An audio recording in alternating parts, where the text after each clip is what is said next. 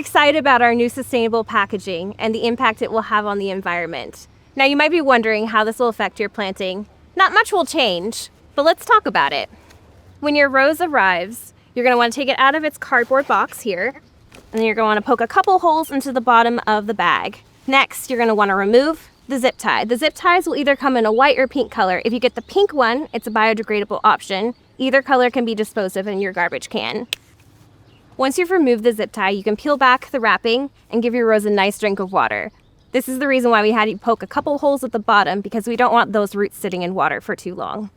You should plant your rose within a couple days of arrival. Otherwise, you should put into a temporary pot until you're ready for its final destination. Do not plant your rose with the bag. The bag itself can be composted at home or thrown away into your green waste bin. You can either recycle the box or use it as a weed barrier in your garden. Simply top it off with a little bit of compost or mulch and you're good to go. Then plant as normal, add any amendments if your soil is lacking, and finish off by watering in with a liquid fertilizer like Founder's Fish Fertilizer. That's it. Thank you for planting with a purpose and with us. If you have more rose care questions or want to find your next favorite rose, visit us at heirloomroses.com.